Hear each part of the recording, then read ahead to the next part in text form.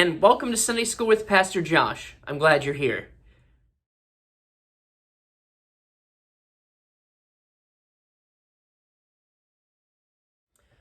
Well, thank you for joining me today. It is December 31st of 2020. I saw a meme earlier this week that said, unfortunately, it seems like we're going into the year 2021. And maybe that's a year that we feel like the year has beaten us down, but we are headed into a new year, and I'm glad that to be going into that year with you, and I hope that you're looking forward to putting 2020 behind us and to moving forward with all that God has in store for us in the year ahead.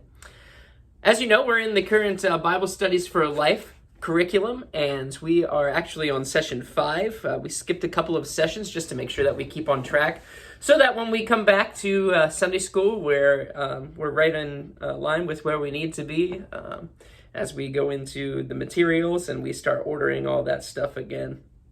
The session is called Overcoming Worry, and we're really going to take a look at these verses, pretty much every single verse by verse, to give us an idea of what's going on in Psalm 23.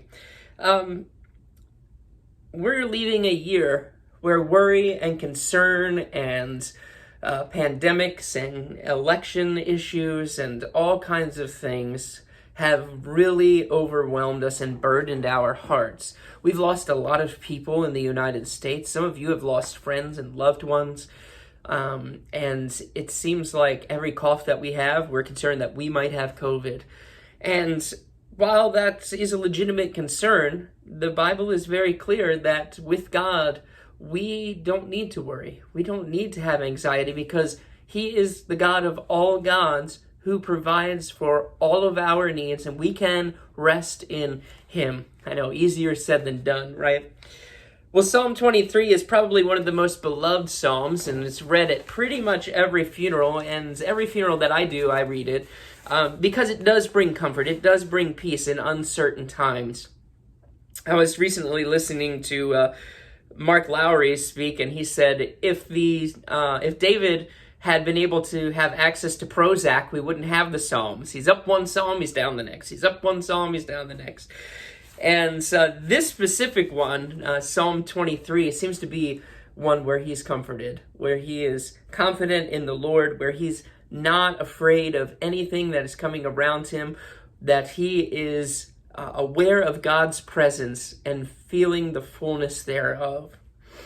Now, God's presence helps us overcome worry for a lot of reasons. First of all, it helps us lack want.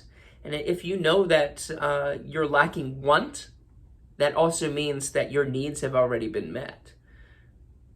Because our wants, our desires, come after the things that we need. God supplies all of those things. We know that He gives us rest and comfort. God's presence brings restoration, and He provides us with leadership. He is our protector, the one who looks after us, the one who defends us, the one who comes to our aid. And so as we are looking at Psalm 23, we're going to really get a picture of who God, as the great shepherd, truly is. So I encourage you, if you have your quarterly with you or you have a Bible with you, to open to Psalm 23. And we're going to be looking at the whole psalm. This is the Christian Standard Bible version. And this is Psalm 23, 1 through 3, which we're going to start with today. The Lord is my shepherd. I have what I need. He lets me lie down in green pastures. He leads me beside quiet waters. He renews my life, and He leads me along the right paths for His name's sake. The first thing I want you to notice is what David says. The Lord is my shepherd. Now, we know that shepherds care for their sheep. They care deeply for their sheep. Many times, they weren't even their own sheep. They were other people's sheep, but they ensured the safety of every animal. If one went missing, they left the flock to go find that one missing sheep. If one was in danger, they didn't just abandon it or kill it. They went and they rescued it and brought it with them. The sheep were that important to them. And the Lord is my shepherd is what David says. And he says, not only is the Lord our shepherd, in him I have all that I need. Now, think about that for a moment. This world has a lot of things that we desire. This world gives us a lot of things that we wish we could have. And yet, what David is saying is that Yahweh, his friend, he uses the personal name of God. Yahweh is my shepherd. And in him, I have all of my needs met. I have all of my desires met. I have all of my wants met. I shall not want. That's saying a lot about who God is. And I think we have a very small view of who God is. We relegate him to 10 or 15 minutes of Bible study a day and 3 to 5 minutes of prayer a day, and we say, whew, that's enough. Now I can go on with the rest of my day. I spent my time with God. But David is saying, no, he supplies everything I need, everything I want. He is the great shepherd. He is my friend. And in him, all things are brought to satisfaction. I am satisfied in him. And I wonder how many of us have really come to the realization that God is truly all that we need. Because without God, we actually have nothing. We can have all of the riches of this world. We can be Donald Trump, have all the money in the world, become president, and then lose an election. That's the reality of this world. We gain and we lose. But one thing satisfies continually and through eternity, and that is God. Our personal relationship with God allows us to be satisfied on this side of eternity. And many of us relegate that, again, just to a few minutes a day, or an hour at church, or looking at our watch at an hour and 2 minutes after the service has started and going, how much longer is the pastor going to preach today? Or how much longer is this song going to be? Instead of saying, I'm getting to engage with the one and the only who satisfies all of my needs, all of my desires, all of my wants. He is the penultimate of everything that we could possibly need. It's called Christian hedonism, really. It's finding our joy, our complete joy in God. It's what we were created for.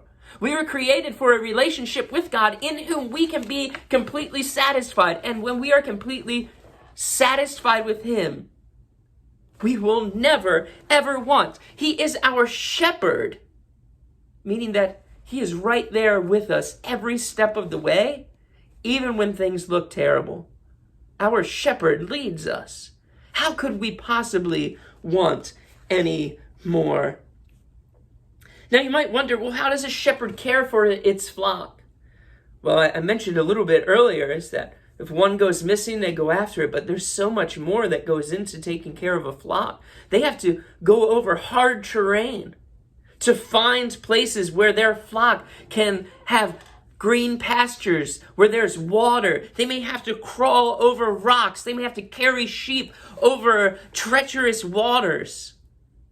They may have to plant fields and grow the grass up so that their sheep will be satisfied, so that they will be able to find something for them to be able to eat. But we know that God is the great shepherd, supplies in abundance, and we'll see that later on in the Psalms. In this specific psalm, that God supplies everything that we could possibly need. And you'll see it says he lets me lie down in green pastures. Now, sheep, they don't lay down unless they know that they're secure, unless they know that they're safe, unless they know that there is no harm that is going to come to them, against them through wild animals or by being abandoned. They are able to lie down in comfort when they know that their needs are met and they are safe. And David's saying, I am the sheep. God is the shepherd. God cares for me so much that I don't have to worry, that he has supplied all things, that he owns all things, and that because he owns all things, he can give me all things, and I can rest in him and what he gives me. He lets me lie down in green pastures. Lying down in green pastures allows us to rest. There is no rest in this world. I worry. You worry. I worry about my kids. Harrison was in the hospital this week with pneumonia. That brings me concern. That brings me anxiety. But when we continue to grow in God, when we continue to grow in our relationship with him, knowing that whatever comes our way, he's able to supply what we need, we can rest. In his abundance, we are able to rest, and he lets us lie down in green pastures. He leads us beside still waters. David says he leads me beside quiet waters. Now, sheep won't drink from running water. Sheep are scared of everything. They're especially scared of running water. They will not drink from it. In fact, they'll run away from it. And so a shepherd who was a good shepherd would dam up an area, a pool of water for them, so that they would be able to drink out of the water in peace and in calmness while he watched over them. Now imagine that. A shepherd has to collect rocks and logs and all kinds of stuff to dam up running water so that their sheep are able to drink. You see, a shepherd works on behalf of the sheep, so the sheep don't have to worry about anything. And isn't that the reality of what God does for us? Sure, we can try to dam up the water ourselves and be washed away by the rushing water. Or we can trust that God is working on our behalf. And many times we have to work alongside him, but we never have to look over our shoulder wondering if he left us. God is working on our behalf, and he is ensuring that our thirst is quenched. And of course, our thirst is in him, which is interesting that David then says, he renews my life. When some versions say he renews my soul. He restores my soul. He recovers my life. Now think about what this verse is saying for a minute. When he says that he restores my soul, our souls get troubled. But God has the ability, if we allow him to recover our souls, to allow us the rest that we need and the safety that we need to be able to have our souls restored. He cares for our very souls. What more could he possibly care for than the very being of who you are? He loves you. He cares for you. He restores your soul by providing for you. And he tends to you as he continually tends to your soul. He renews your life. I can't tell you how often that I've experienced deep disappointment, deep hurt, deep sadness and sorrow, grief and anxiety, depression and fear. But I can tell you that those times when my soul is destroyed, when I don't think I can take another step, those are the times when God shows up in a mighty way. Where God shows up and he shows that I can try to restore my own soul by myself and do all of the things that I think I need to do in order to feel better. Or I can take a step back and take a breath and look to the one who can actually restore my life and my soul. And I've always found that God is willing to allow me to rest against him and he will restore my soul. I remember after my brother died, I took a few weeks off from church, from working at church. I didn't take a few weeks off from church. I went to church still, but I wasn't worship leading for about 2 weeks after that. Coming back to worship leading was hard because there was a struggle internally inside of me that said, do I want to worship a God who allows things like this to happen? Who allows families to be torn apart, first by drug addiction and then by the suicide of one of their relatives, one of their very kin? Do I want to worship a God like that? Do I want to lead others in something that I'm not even sure I want to believe? And I remember one night I was praying to God. I'm like, God, I want to walk away. I'm ready to walk away. But God, I also know that you supply all things, that you have a plan, and that I don't understand it, but I need you to speak a word to me. I need you to tell me that it's going to be okay. I need you to show yourself to me. And the Spirit said to me, Josh, you have two choices. You can wallow in your misery and believe that God is a horrible God that doesn't care for people, that has no plan, and that finds joy in causing sorrow and pain. Or you can believe that there's an almighty God who supplies in abundance everything that we need, everything that your heart desires, and trust that he has a plan that he's bringing to fruition, one that works out for your good and for his glory. But that choice is yours.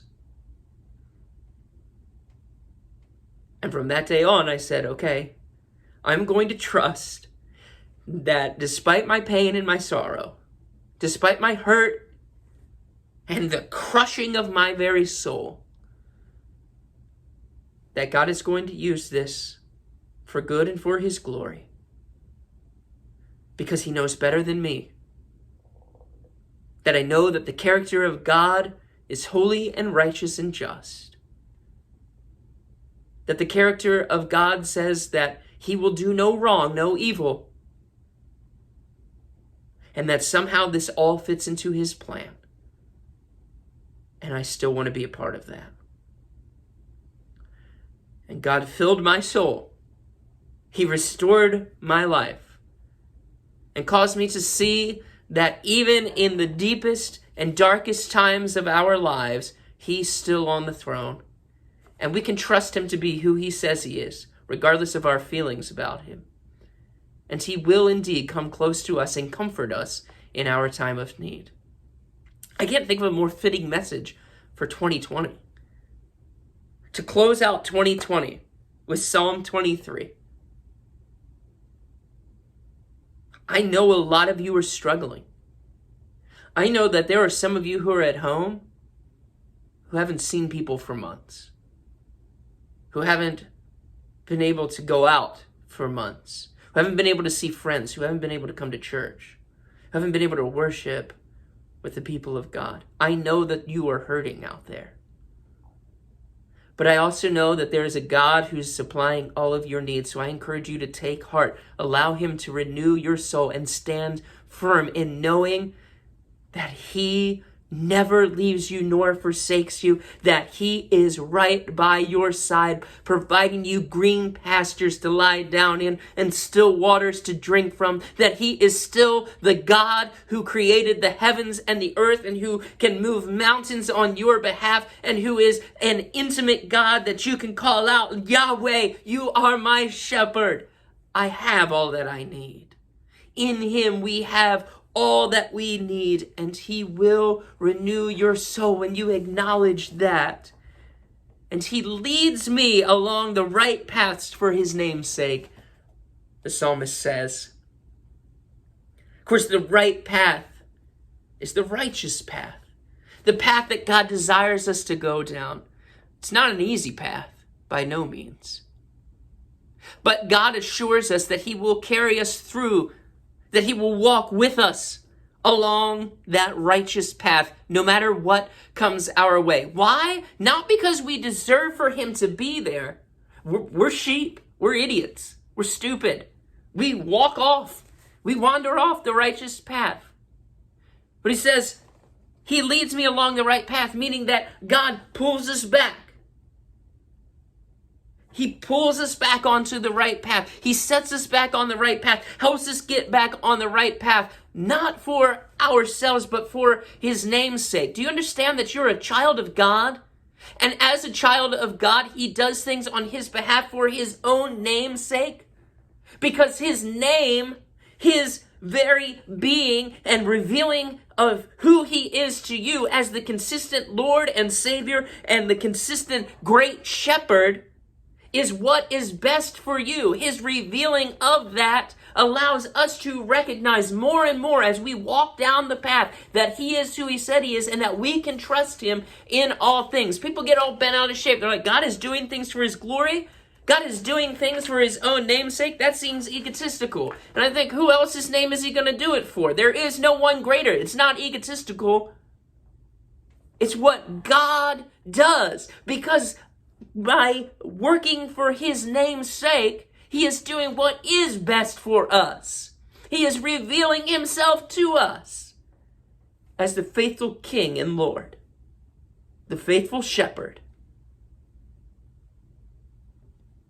Psalm 23 continues on, even though I walk through the darkest valley, or the valley of the shadow of death, I fear no evil or danger, for you are with me. Your rod and your staff, they comfort me.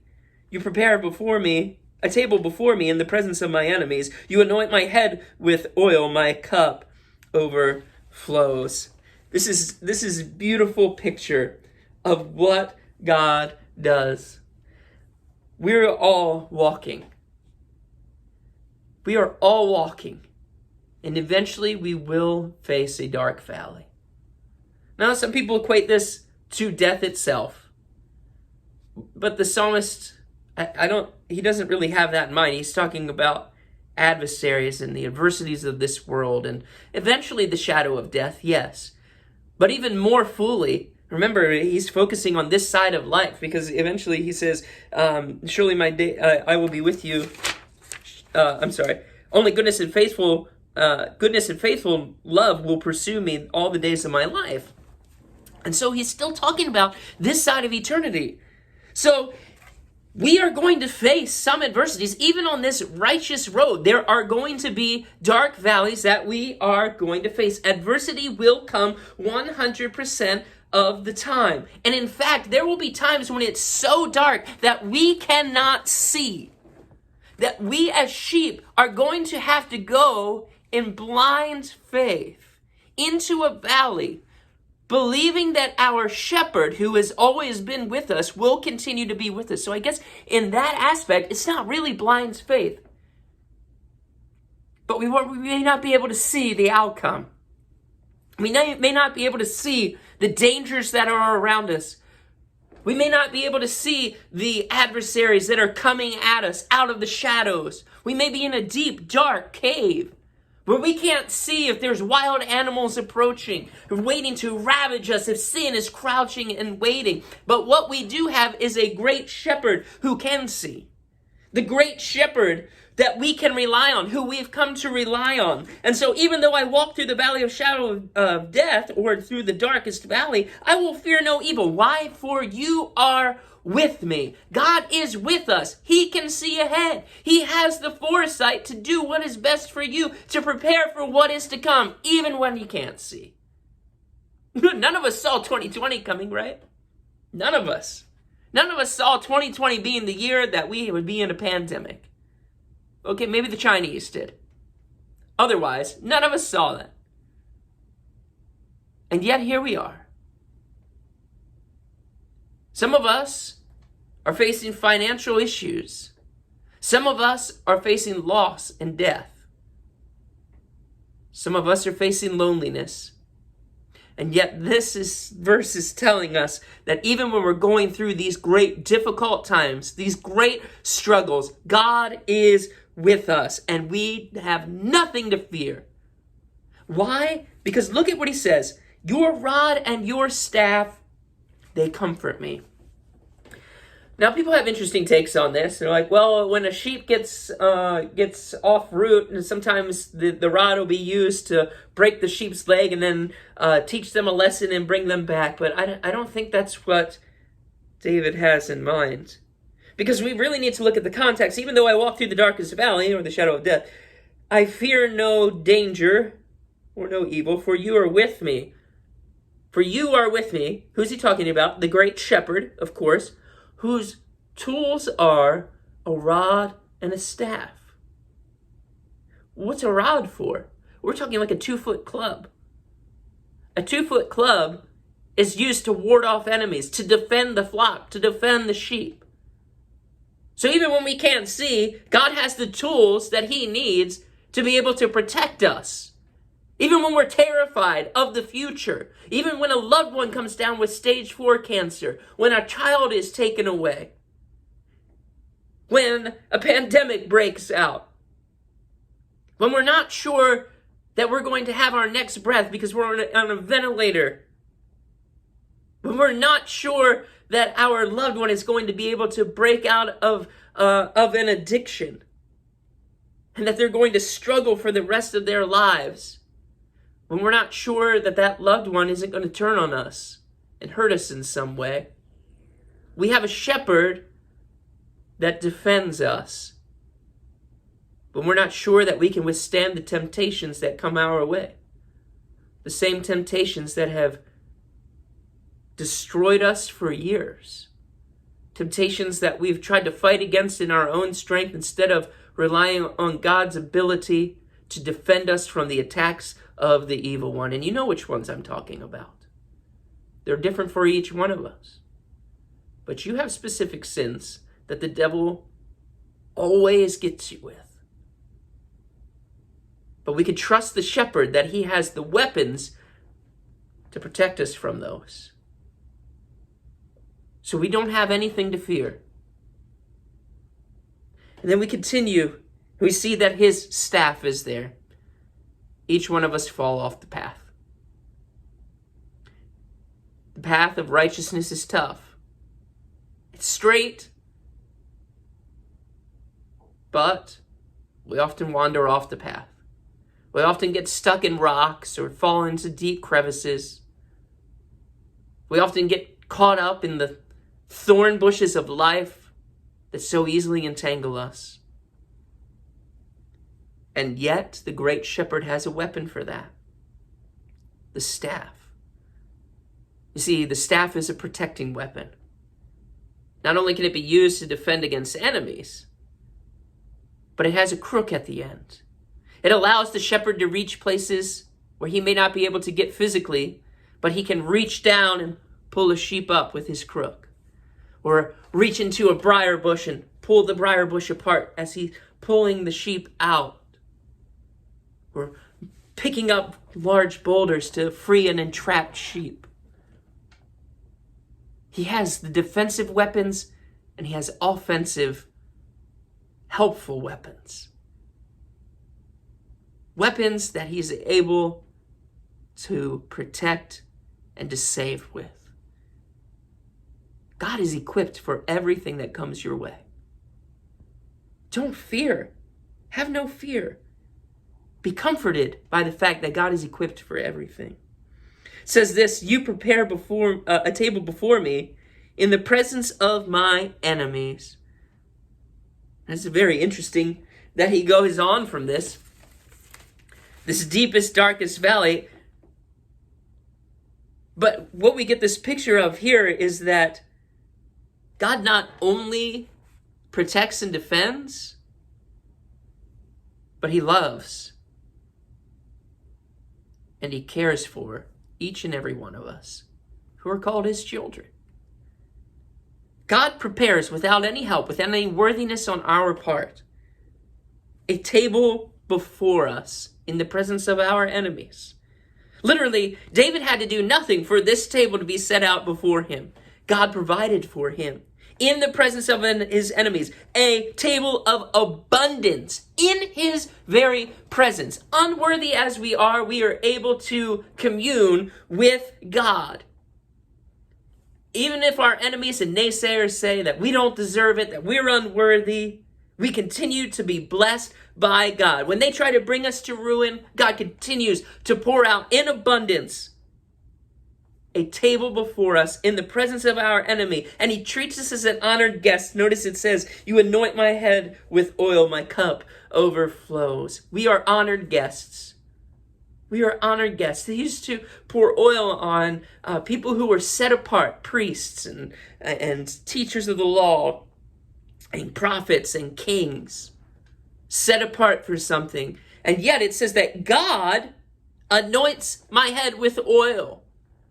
We are honored guests as God's children.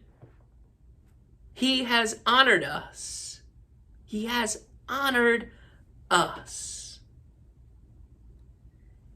and set us apart as his children.